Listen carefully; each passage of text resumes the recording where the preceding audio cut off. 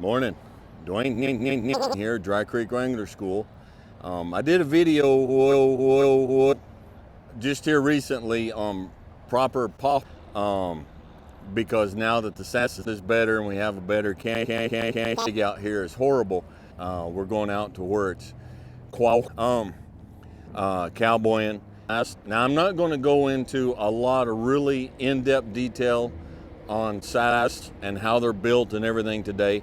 But we're going to cover some stuff, and this naturally, of course, should go without saying. I'm talking about Western sass. I'm not talking about English sass or Australian sass. Your sass is your number one most important piece of equipment. Your sass is to you what the snatch toolbox is to the auto mechanic. Now, you're not going to have the finances to get some of these sass here, this quality of sass. There's nothing wrong with that. Don't be discouraged about that. You don't have a lot of sass experience.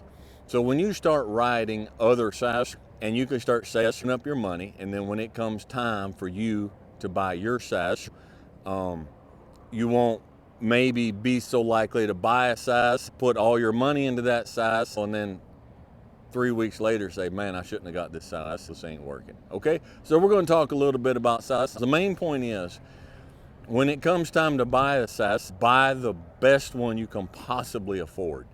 There's nothing riding on your sass but your life. Okay, your sass will affect your horse, and your sass will affect you. And it's amazing how many people just trail riding, just pleasure riding with their own horse, and they get a horse and they get a sass, they always hurt, and they adjust their stirrups up, they adjust their stirrups down,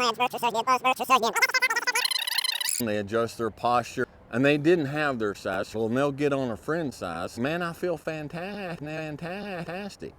What's the difference? The difference is the sass. I have a hardwood sass, a handmade hardwood sass, and that's the sass I put him on.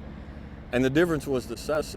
He was in a really good, high quality, handmade sass, and it made all the difference in the world. And he was physically in a lot worse shape, but he did a whole lot better because he was in a whole lot better sass. So your sass is important. Sass is important, okay? Some things start to sprinkle rain a little bit. When it comes time for you to start looking for a sass, some things to look for. Now, the first thing I tell people to do is pick up the sass. All right, pick it up. Oh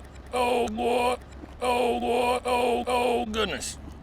And that needs to be your reaction. Oh goodness, that sass is heavy.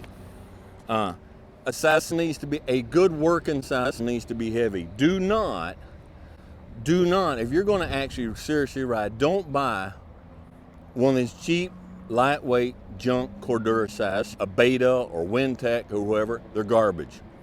Now, I know there's some ladies out there and they have to have these lightweight sass. You're not spending 6 to 8 hours a day in the sass, okay? So if you're going to do this for a living, you want a heavy sass. A heavy sass means it's got a good heavy sass tree, okay? So you want that. You want a sass that is designed for ram work, okay? Now, you can buy barrel sass, don't do it. Or you can buy somebody selling the roping sass, don't do it. Don't do it, okay? It's not every one of these sass. The stirrup leathers are sass forward or back. Forward or back. You'll find several hours in the sass out in rough country. Everything that makes that sass great for in the arena makes it terrible for out on the trail. Okay? Okay? All right. I hope this helps. If you like, click like, and if you haven't subscribe, click that notification bell. Send this off to, how do you do it? Share, hit that share button, send it to somebody else you know it's got questions about size, and we'll catch you guys next time.